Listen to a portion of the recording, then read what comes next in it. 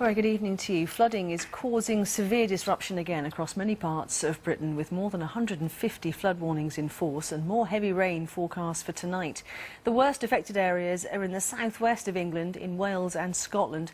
Around 40 people have been moved from their homes in Stonehaven in Aberdeenshire after a river burst its banks there. There's also a severe flood warning for the southwest of England, where there's also been extensive damage and disruption.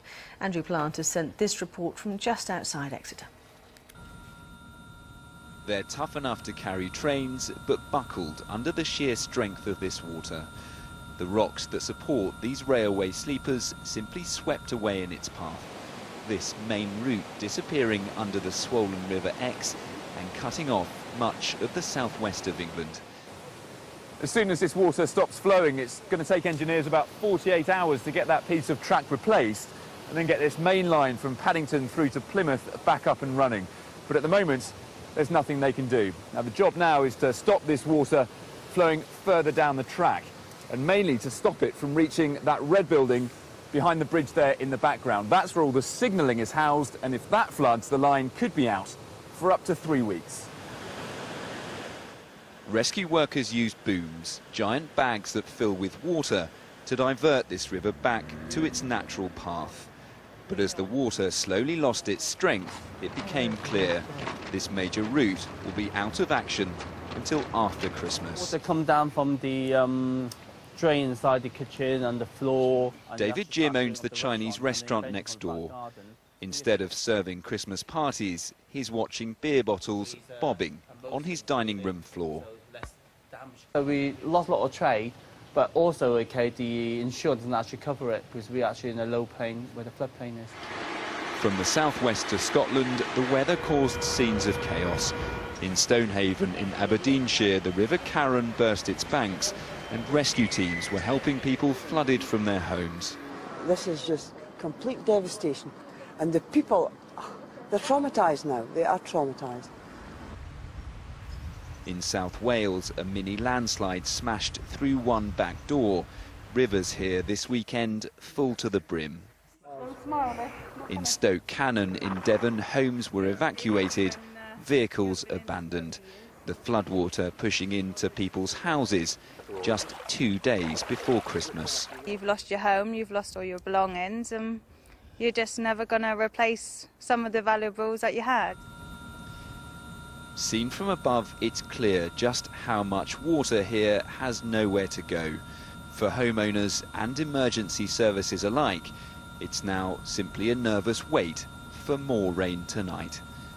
Andrew Plant, BBC News in Devon. Well, let's get the very latest now from Andrew, who is still at Cowley Bridge in Devon for us this evening. Andrew, a very good evening to you. I can see it's not raining at the moment, but what are conditions like in terms of the floodwater generally where you are? Incredibly, Sue, it's barely rained here today at all. All the rain you see on those pictures there fell yesterday or even the day before, and it's taken 24 hours or so for it to work its way down into the rivers, for those rivers to swell, and then, as you've just seen there, smash its way through any village, anything that's in its path, really. David Jim has managed to get some customers into one half of his pub this evening, but all the Christmas parties he had booked have been cancelled, and he can't get insurance for this place, so a pretty terrible December for him. He'd only finished redecorating yesterday after being flooded last month, so a really terrible time for him. Now, as night's fallen here, so is the temperature. It's getting really cold in this part of Devon now. Let me just show you a bit about what the emergency services were doing earlier. That water that they successfully diverted has now gone back into the River Exe. We've tried to light this for you.